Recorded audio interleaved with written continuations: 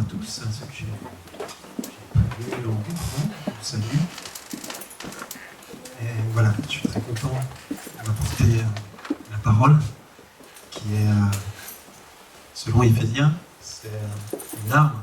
Et je crois que c'est vraiment l'arme la plus puissante, c'est la seule qui soit défensive et aussi offensive, hein, c'est une épée. Et ce matin, vraiment, voilà, je prie le Seigneur que eh bien, ça puisse vraiment vous aider, puissiez vous saisir, surtout inverser, vous en saisir dans vos batailles. Je ne sais pas si vous êtes au top d'un point de vue spirituel ce matin. Voilà. Alors si vous êtes au top, peut-être que ce message ne vous servira pas à grand-chose aujourd'hui même, mais gardez-le bien pour le jour où vous en aurez besoin. Et puis si vous êtes dans la lutte chrétienne, vous savez que c'est un long chemin. C'est pas un long fleuve tranquille, c'est un itinéraire de combat, nous sommes en guerre. Et bien si ces paroles peuvent vous encourager pour aller de victoire en victoire et de progrès en progrès, voilà, je pense que c'est ce que le Seigneur veut pour vous ce matin. Et moi, c'est vraiment ce que j'ai à cœur, c'est de vous encourager dans ce combat qui est la vie chrétienne, et notamment dans ce combat des pensées. Je pense que beaucoup de choses se déroulent à ce niveau-là, dans le combat des pensées. Et alors, je vais tout de suite donner un avertissement très clair. Ce message, ce matin, s'adresse à tous ceux qui ont vraiment le désir dans leur cœur de vivre une vie de sanctification, d'aller de victoire en victoire sur le péché. Et voilà. En fait, c'est une condition sine qua non de vie en Christ. Vous savez que le Seigneur nous appelle à grandir. Il nous a dit « soyez parfaits ». Il nous a dit aussi qu'on serait libérés, mais libérés de quoi? Du péché, et que la volonté de Dieu dans notre vie, c'est de nous libérer du péché. Et ça doit être un élan profond de notre vie. Et je dis ça, vous comprendrez pourquoi. Parce qu'il y a une réalité, voilà, et qui est vraie de vrai, et qu'on ne peut pas ignorer, c'est que nous continuons de pécher. Mais que ça, c'est à la fois acceptable et pas acceptable. C'est plusieurs fois dans la parole, il est dit, notamment dans l'épître de Jean, mais aussi dans celui de Jacques, où c'est une réalité que nous péchons encore quelquefois aujourd'hui. Mais c'est en même temps pas acceptable. C'est pas acceptable d'accepter ça et de vivre en disant voilà. De toute façon, il y a la grâce, le Seigneur nous pardonne. C'est vrai que c'est le message de ce matin, le Seigneur nous pardonne. Alors, c'est bon, c'est pas grave, il y a des péchés mignons. Non, il n'y a pas de péché mignon. Il n'y a pas de péché mignon. Et nous sommes appelés à progresser, voilà, de victoire en victoire sur le chemin de la sainteté. Ça, c'est voilà, je fixe ça, d'accord, pour que vous compreniez bien mon message. Parce que moi, je ne veux pas du tout. Et je vais m'appliquer à ce que ce message ne soit pas culpabilisant. Parce que le grand danger de la foi chrétienne, c'est qu'elle devienne culpabilisante, et tellement culpabilisante, qu'elle devienne lourde à porter. Et qu'à force de porter des choses lourdes, on finisse par se décourager. Et moi, le message de ce matin, c'est tout ça, c'est vous encourager.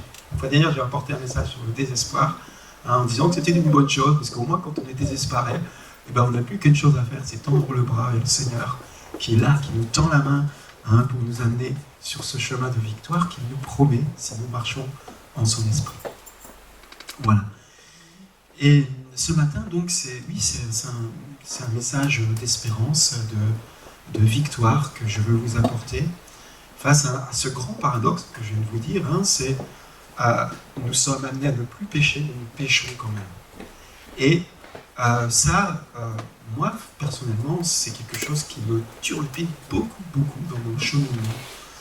Et j'ai des moments de tristesse et de désespoir, des fois des choses que je pensais avoir acquises dans la victoire sur le péché. Et puis un jour, on tombe encore et on se dit, mais Seigneur, tu nous donnes ta puissance, et puis je suis là encore, voilà. Et on est des jours à pleurer sur ces péchés.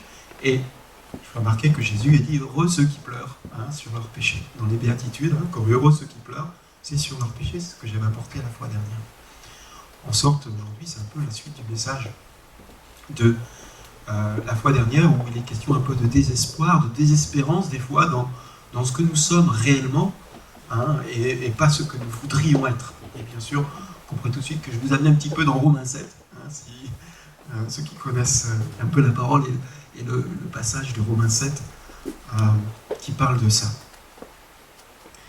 Et j'avais prévu d'introduire ce message par un petit morceau d'un verset que j'aime beaucoup, qui est dans l'épître de Jacques, et au verset 3 et verset 10, c'est la deuxième partie du verset 10. Alors je vous précise, moi je parle avec la version parole vivante, voilà, qui est une version que j'apprécie beaucoup et que je médite de préférence, voilà, ce qui n'empêche pas d'aller comparer des versets pour approfondir, hein, on est bien d'accord. Mais moi, voilà, donc les versets que j'apporte, c'est paroles vivantes, et où Jacques dit, il ne devrait pas en être ainsi. Il ne devrait pas en être ainsi. Il parle dans ce passage très connu, hein, du 3e chapitre de l'épître de Jacques, c'est notre défaut de parler, notre défaut de langue, et qui est, je pense, vraiment un des défauts majeurs de l'Église. Vraiment, c'est peut-être le plus destructeur qui existe, où on se critique les uns les autres et où on se fait du mal avec les langues. C'est aussi dans le couple, je pense, quelque chose de très très destructeur. Et voilà, c'est le contexte de ce verset, hein, que je vous cite. Hein, il ne devrait pas en être ainsi. Ce péché de langue, ce péché de médisance, etc., il ne devrait pas en être ainsi. Et moi, je le prends d'une façon générale, quand on pêche, quand on chute, quand on sait qu'on a fait quelque chose qui n'honorait pas Dieu. Je pense, déjà, on peut rester rien que dans le contexte, puisqu'on parle du péché de langue, dans le contexte des relations. Nos relations avec nos enfants, dans notre couple, dans l'église, et dans les échecs relationnels aussi, dans notre milieu de travail. C'est vrai que des fois, on a eu des réponses dures, on est un peu énervé après un collègue, ou que sais-je, et puis on se dit, mais où est mon témoignage, hein, où est mon témoignage d'amour? Et puis on se sent des fois assez peu progressé, on est repris, et puis on se désespère petit à petit de ne pas être à la hauteur. Est-ce que ça vous arrive de ne vous sentir pas à la hauteur et avoir ce moment de désespoir?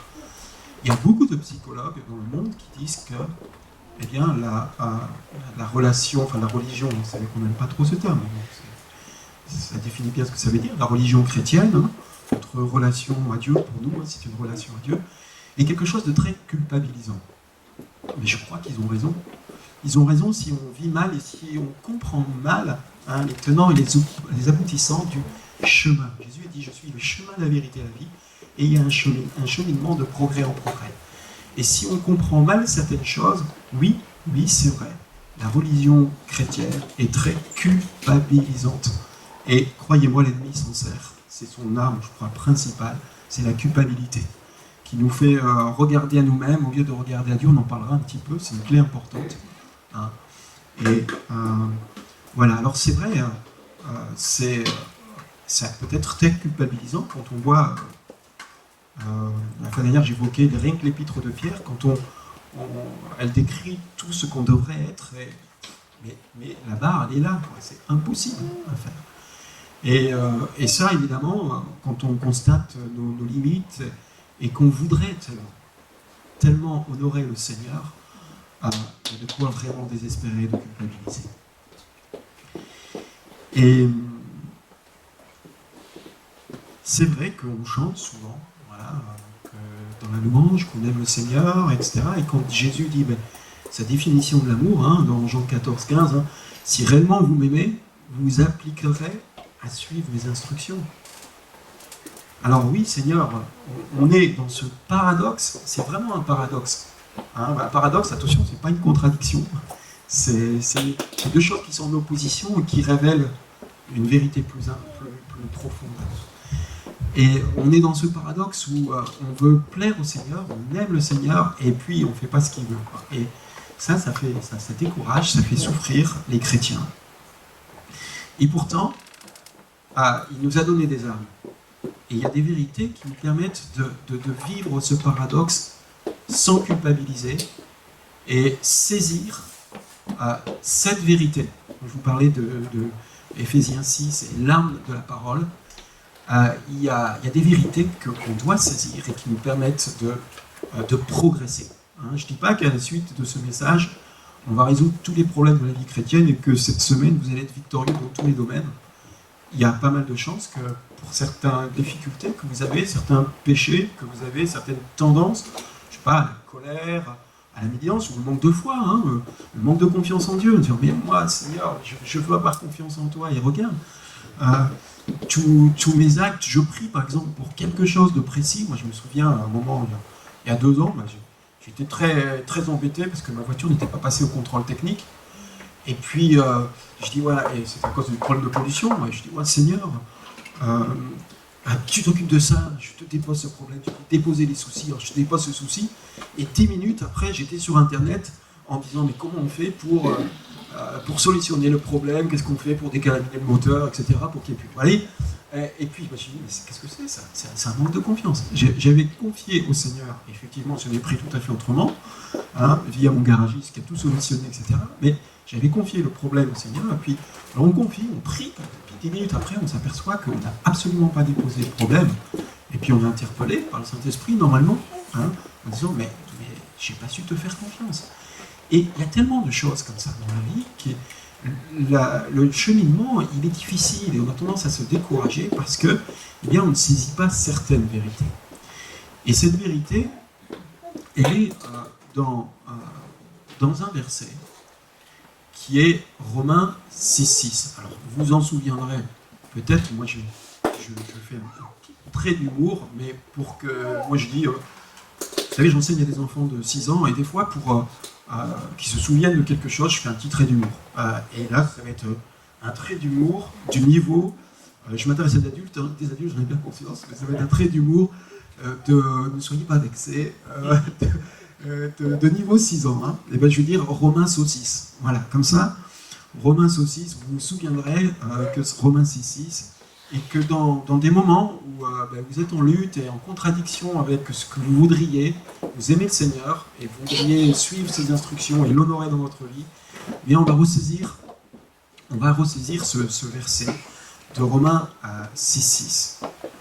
Et que dit-il, ce Romains 6,6? Alors je vous le lis en version vivante. Comprenons donc. Le verbe comprendre, il est important, c'est d'un point de vue étymologique, c'est prendre avec soi. C'est-à-dire comprendre, c'est plus qu'à, en tout cas, dans le contexte de notre vie chrétienne et de la puissance de la parole, c'est plus qu'un concept intellectuel. C'est prendre avec nous un concept intellectuel et le vivre. D'accord? Parce que vous allez voir, ce verset, il est difficile à prendre et à vivre et à le vivre. Il est difficile. Comprenons donc que l'homme que nous étions autrefois a été cloué à la croix avec le Christ, afin que le péché soit réduit à l'impuissance et que le corps, instrument aussi du péché, soit neutralisé. Nous avons été crucifiés avec le Christ pour que le mal n'ait plus de prise sur nous et que nous n'ayons plus besoin d'obéir comme des esclaves à ses sollicitations. Alors ça, c'est une réalité spirituelle dont il faut s'emparer. Comprendre, c'est prendre avec soi. Et c'est une réalité. Le problème, c'est qu'elle doit se comprendre dans sa dimension céleste et dans sa dimension terrestre. Dans la dimension céleste, elle est assez simple à comprendre parce que, oui, le sacrifice de Jésus, c'est ça la bonne nouvelle de l'Évangile. Le sacrifice de Jésus sur la croix, il est suffisant, pour nous protéger des conséquences de nos péchés. On est bien d'accord, on est dans le contexte, je m'adresse à des gens qui ne veulent plus pécher, d'accord? Et c'est vrai, et heureusement, parce que nous péchons, et la parole dit que ceux qui disent qu'ils ne pêchent pas sont des menteurs, dans l'épître de Jean, et que nous péchons, eh bien, dans cette épître de Jean, il est écrit aussi que quand nous péchons, nous avons un avocat, là, dans le ciel, Jésus le Christ, qui est là pour nous défendre. et que le jour où nous comparaîtrons devant le Seigneur, ces péchés qui nous attristent aujourd'hui sont effacés. Et ça, c'est une réalité terrestre, et on peut comprendre le verset que je viens de lire comme cette réalité terrestre où, oui, le sacrifice de Jésus sur la croix a été suffisant pour nous couvrir des péchés que nous accomplissons encore aujourd'hui et que nous accomplirons encore, malgré nous. D'accord ? On est bien d'accord ? Malgré nous. Et ça, c'est très important et c'est extrêmement libérateur. Hein, quand Jésus a dit si vous êtes mes disciples et vous suivez mes instructions, vous connaîtrez la vérité et la vérité vous affranchira. On voit bien que c'est lié avec la volonté de suivre ces instructions et de marcher dans la sanctification. Automatiquement, si on marche dans cette vérité de vie, dans la volonté d'être sanctifié, on connaît la vérité. Petit à petit. Hein, vous savez que c'est peu à peu que la parole nous est révélée, de révélation en révélation, qui donne toujours de plus de puissance pour lutter contre le péché. Et cette parole, elle est très importante. Elle nous dit que, eh bien, oui, nous sommes libérés. Ça, c'est la dimension céleste. C'est la bonne nouvelle de l'Évangile. On peut faire toutes les œuvres qu'on veut. La parole, et puis nous-mêmes, dans nos vies, on le sait bien, on n'y arrivera pas. On est à être des parfaits. Même l'apôtre Paul, à la fin de sa vie, pas n'importe qui, l'apôtre Paul disait « Non, je ne suis pas parfait, mais j'ai couru quand même, et j'ai remporté des victoires. Et voilà, et je suis resté intègre et droit dans mes bottes face au Seigneur, face à ma volonté de l'honorer, de faire confiance, de lui accorder ma foi, etc. » Donc, voilà, soyons très lucides. Mais c'est un paradoxe. Alors, la parole, elle nous dit, alors on va... La difficulté de ce verset, c'est pas tant cette dimension céleste que je viens de vous décrire, hein, c'est nous sommes pardonnés, que le sacrifice de Jésus est suffisant. Cette difficulté, on le voit bien, à comprendre, c'est sa dimension terrestre. Et je vais vous lire le verset 7. Un mort est quitte envers le péché, il est dégagé de sa responsabilité, le mal a beau l'appeler, il ne répond plus. Et ça, c'est un paradoxe. Parce qu'on nous dit, ah oui, eh bien, tu n'es plus pécheur, tu ne pêches plus, notre corps ne répond plus au péché, et on est mort au péché, et puis on voit bien qu'on pêche encore. Et ça, eh bien, ça peut détruire, petit à petit, un chrétien, dans son enthousiasme au début, et puis il voit qu'il progresse tellement peu, et qu'il pêche encore. Et tu dis, mais... Et puis ça peut détruire notre confiance dans la parole, en disant, mais tu dis que je ne pêcherai plus, et je pêche. Cette parole, mais elle n'est pas juste, il y a un paradoxe. Apparemment, il y a une contradiction. Eh bien non, il n'y a pas de contradiction dans la Bible. On dit Dieu ne se contredit pas, il y a une vérité à saisir, et dont je suis mais vraiment très très loin de saisir dans le fond aujourd'hui. Je vous apporte quelques éléments voilà, pour vous encourager, et je vais apporter quelques clés pour vivre ce paradoxe. Deux petites clés pour vivre ce paradoxe, et surtout déculpabiliser de nos échecs.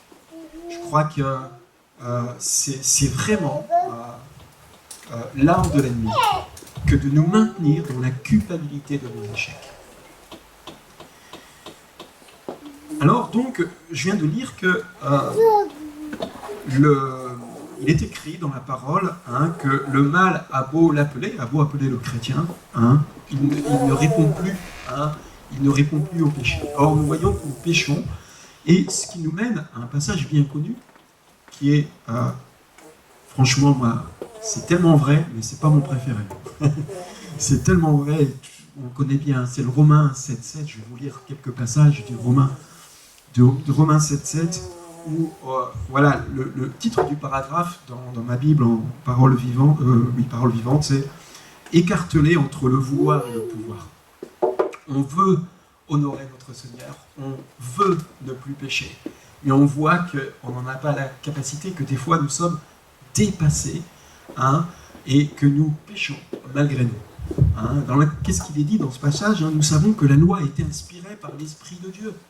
Nous savons que la parole est juste et bonne. Moi, j'appelle ça, tous les commandements de Dieu, j'appelle ça les bons conseils de Dieu. Elle est donc spirituelle, mais moi, je ne le suis pas. On voudrait l'être, n'est-ce pas ? Je préfère laisser mes propres pensées me diriger.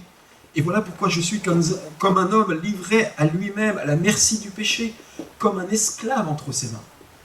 Quand on lit ces paroles, c'est totalement l'inverse de ce qu'on vient de lire dans Romains 6. Il continue, l'apôtre Paul. Hein. Mais je ne comprends pas, je ne me comprends pas moi-même. Mon comportement me désoriente et je ne reconnais pas mes propres actes. Ma façon d'agir me paraît étrangère à moi-même. Je fais non ce que ma volonté a décidé, mais ce que je déteste et que mon sens moral réprouve. Par mes convictions intimes, je rends hommage à la loi, c'est-à-dire que je rends hommage à la parole de Dieu. Je sais qu'elle est juste et qu'elle est bonne.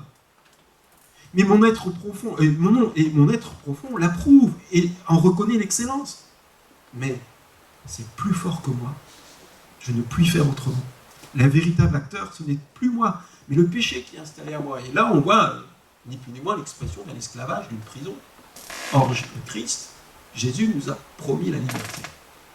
Hein? Donc ces paroles ne sont pas des paroles qui nous concernent. Je veux dire, elles concernent une réalité chrétienne, mais nous ne devons pas en faire une réalité statique. C'est-à-dire que je suis condamné à vivre ça toute ma vie. Ce n'est pas vrai. Ce n'est pas vrai. Nous avons des promesses de liberté dans le Seigneur, sachant que, bien sûr, nous allons de progrès en progrès et que c'est normal. L'apôtre Paul décrit bien la vie chrétienne comme départ des enfants qui boivent du lait, qui peu à peu viennent à manger de manière très solide.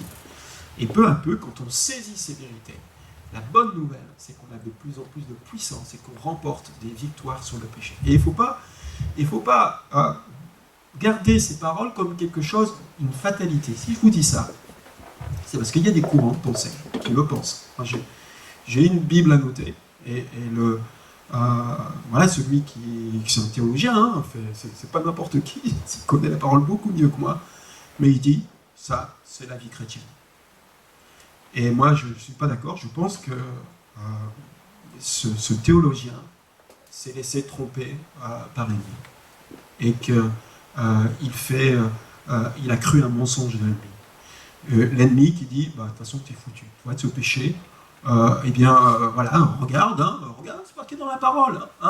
Je fais ce que mon sens moral réprouve, et puis on va plus loin, mais qui me délivrera de ce corps de mort? Mais c'est une condamnation. C'est une condamnation. On est condamné à pécher tout de suite. Si vous avez des luttes actuellement contre certains péchés, ce que vous êtes, et puis vous commencez à être découragé, moi je vous dis, ne vous découragez pas. Il y a une solution en Christ, il y a des solutions spirituelles. Le Seigneur ne nous a pas dit qu'on allait être esclave de nos péchés, notre vie.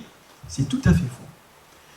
Et donc il existe des courants de pensée qui disent ça, parce que c'est marqué que c'est l'apôtre Paul qui écrit, il s'écrit « je ». Et puis on se dit, si l'apôtre Paul écrit « je suis », il parle de lui, et quand il a écrit cette épître, c'était après, à la fin de son 3e voyage missionnaire, il était quand même plutôt vers la fin de sa vie, et si l'apôtre Paul il se reconnaît qu'il est esclave du péché, alors, voilà, notre vie, c'est une vie de condamnation et de culpabilité. Et dans ce cas-là, je suis vraiment d'accord avec les psychologues qui me disent que la vie chrétienne est une vie de culpabilité. Mais ce n'est pas vrai, c'est une vie de délivrance. Et il faut vraiment... en fait, moi, et avec beaucoup de personnes qui discutent sur ce Romains 7, je pense que l'apôtre Paul utilise le jeu pour parler d'un type d'homme qui est dans le combat et qui est dans l'échec. Mais ce n'est pas une fatalité. D'ailleurs, à la fin de ce chapitre, qui me délivrera de ce corps de mort, etc. Eh bien, il est écrit, il existe une issue. Dieu lui-même m'a délivré par Jésus-Christ, notre Seigneur. Et là, on revient à Romains 6, en disant, la réalité, c'est que nous sommes morts au péché, parce que Jésus m'a délivré.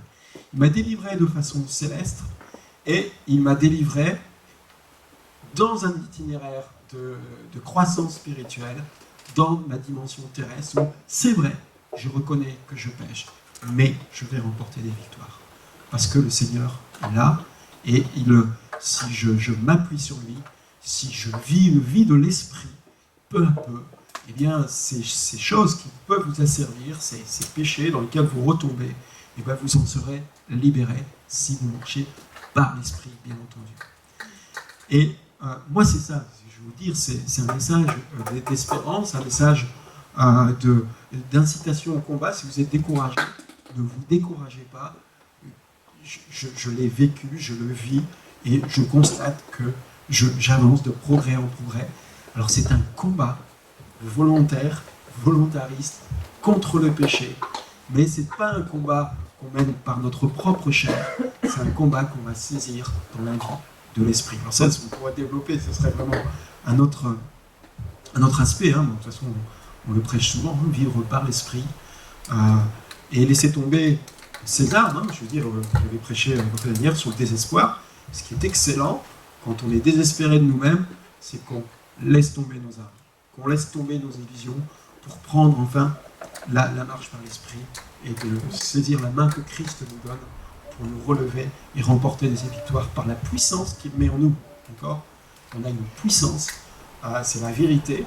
Hein, on pourrait lire, vous pouvez lire par exemple le premier chapitre d'Éphésiens où l'apôtre Paul prie pour les chrétiens et dans lesquels il est montré que nous avons de puissance en nous à saisir. Donc, la vie chrétienne, c'est saisir les choses qui sont à notre disposition. Mais il faut en avoir l'intelligence, et c'est pour ça que peu à peu, en méditant la parole, et en méditant en Romains 6.6, hein, je vous vraiment l'invite à le prendre comme une parole de vérité, et puis un élan, une force, une épée avec laquelle qu'on peut saisir pour remporter des victoires. Donc j'ai écrit dans ma prédication, le plus gros mensonge du diable est de nous faire croire que si nous continuons à pécher parfois, malgré nous, nous sommes condamnés.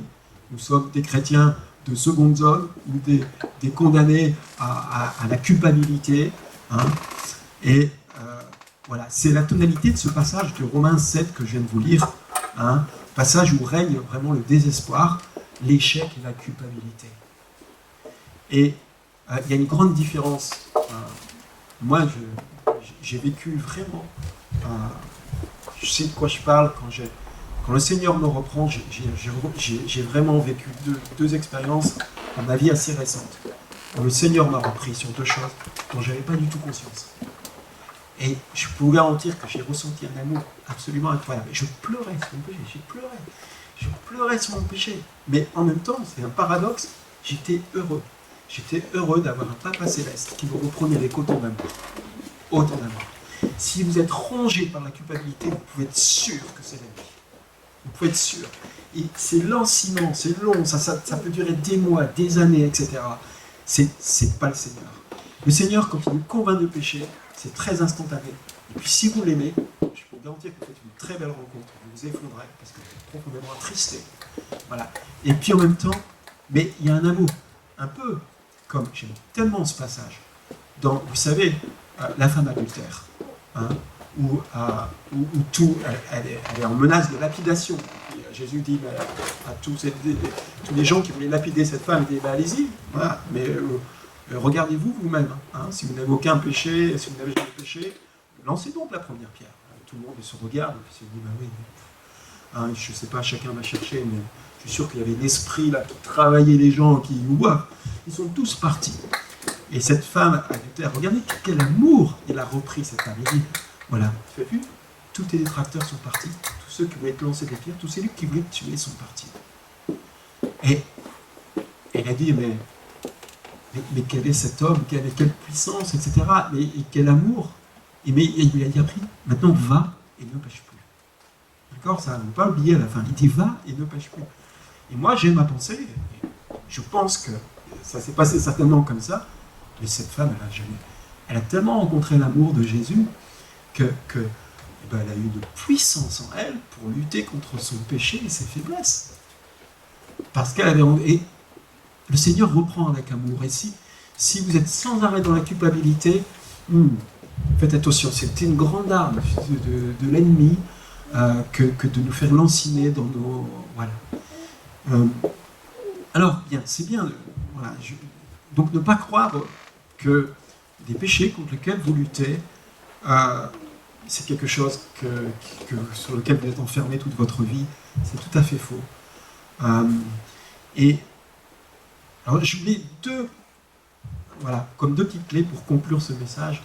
Je voulais deux petites clés qui je trouve qui sont très concrètes et qui sont importantes pour nous aider à remporter quelque chose qu'on amène à la conscience. Il faudrait que vous le notiez quelque part et que dans les combats, dans ces moments où on culpabilise, on n'est pas bien, parce que c'est vrai, on a péché, c'est normal de regretter, mais qu'on reste là-dedans en disant je m'en sortirai pas, etc.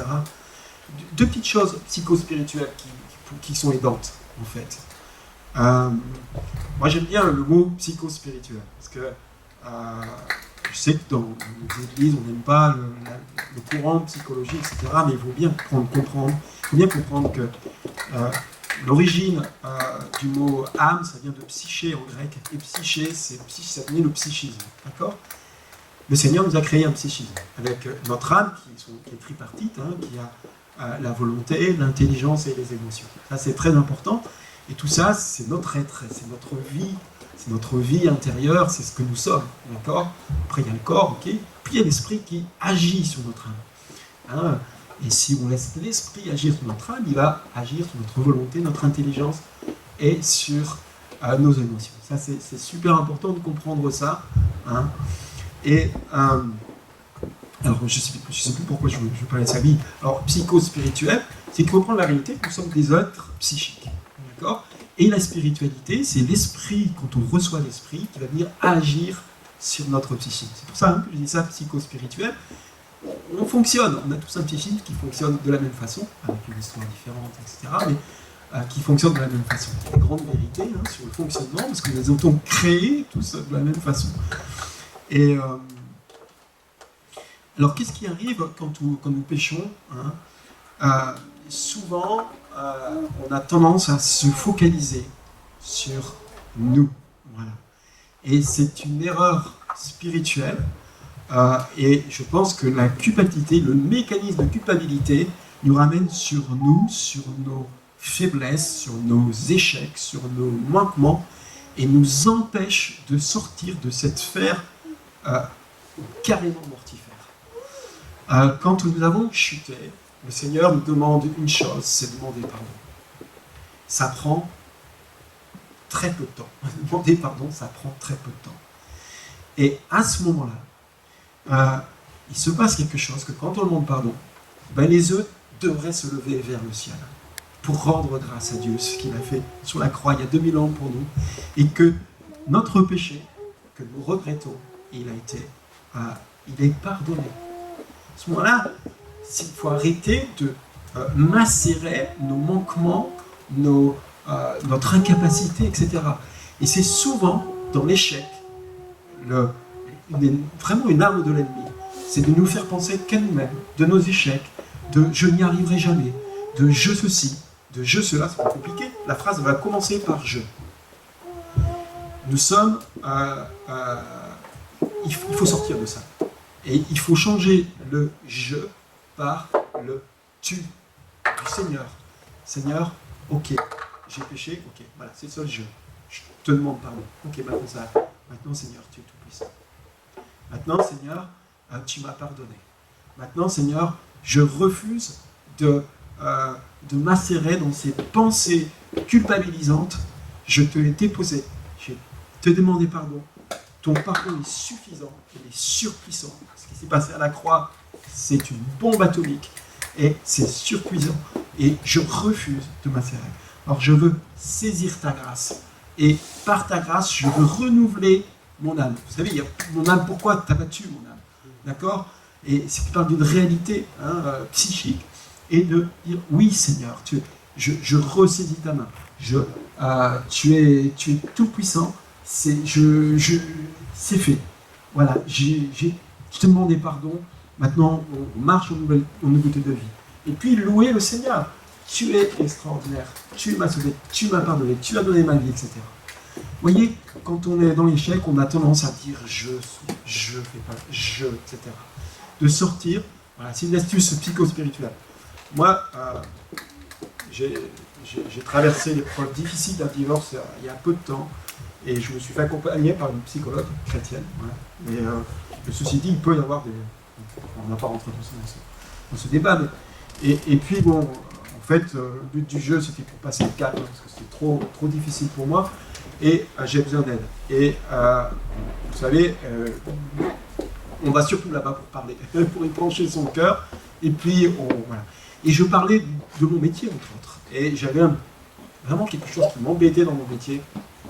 C'était que j'avais tendance à avoir des pensées quand je travaillais qui venaient un peu extérieures à moi. Franchement, des fois, c'était tellement fort que je me demandais si j'étais pas zinzin.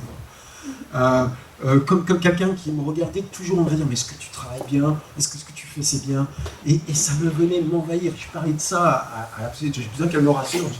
Je suis pas zinzin, mais non, c'est des processus psychologiques comme ça. Mais je dis mais comment je fais pour me débarrasser de cette pensée, parce que ça m'empêchait de me concentrer sur mes élèves, etc.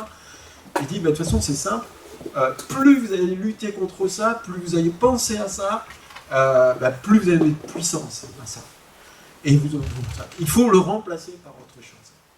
Et je pense que dans ces moments de culpabilité où on a un péché qui nous embête et dans lequel on retombe, etc., c'est de remplacer ce péché. Ok, il était là, ok, je l'ai fait, mais il est là devant nous et on le garde. Non, je ne veux plus, j'ai péché, de le remplacer par autre chose.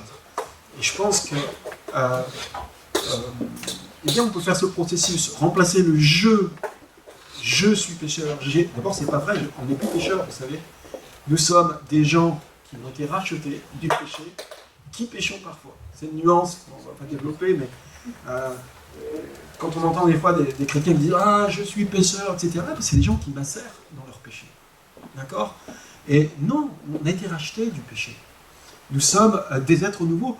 Nous étions pécheurs avant de remettre notre vie à Christ. Et quand on remet notre vie en Christ, c'est ce que dit Romains 6,6 quelque part, hein, je suis plus esclave du péché, voilà. Mais la réalité, nous péchons quand même. Vous voyez, c'est ces ambiguïtés que l'ennemi va servir, dont va se servir l'ennemi pour nous faire macérer dans notre péché, nous empêcher de repartir et de saisir la grâce de Dieu, qui est très déculpabilisante et qui donne beaucoup de force pour lutter contre le péché. Donc oui, je suis enfant de Dieu, il n'est pas question que je retombe dans ce péché, mais je m'ancre sur la réalité de la grâce au lieu de me dire oh, et qui me fait croire que je vais m'en sortir tout seul. Non, c'est l'Esprit du Seigneur, c'est la puissance de Dieu en vous qui va vous permettre de sortir de cercles mortifères, de péché, etc. Donc, première astuce, c'est de remplacer donc le je par le tu, de remplacer la focalisation, la focale du je pécheur mortifère sur le Seigneur de grâce qui t'a pardonné, qui va t'emmener de victoire en victoire. Et la deuxième astuce psychospirituelle, hein, c'est tellement lié. Ils sont tellement liés. Hein, quand nous sombrons dans ce désespoir, que faisons-nous ? Nous avons le regard sur nous-mêmes et de lever les yeux au ciel, de louer Dieu de ce que nous sommes libres. En fait, c'était tellement lié. Hein, je disais donc, première, il faut remplacer par autre chose. Et donc, changer le regard que nous avons sur nous-mêmes pour le lever vers le ciel. Hein, nos insuffisances, mais oui, la réalité c'est que nous sommes faibles, mais que nous pouvons tous par celui qui nous fortifie. Voyez ? Et en fait, c'est un combat des pensées. Et dans le verset 7, pour conclure,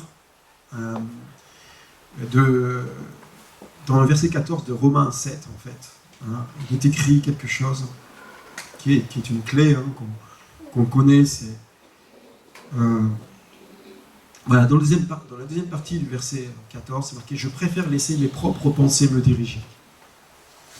Alors, on a ça par rapport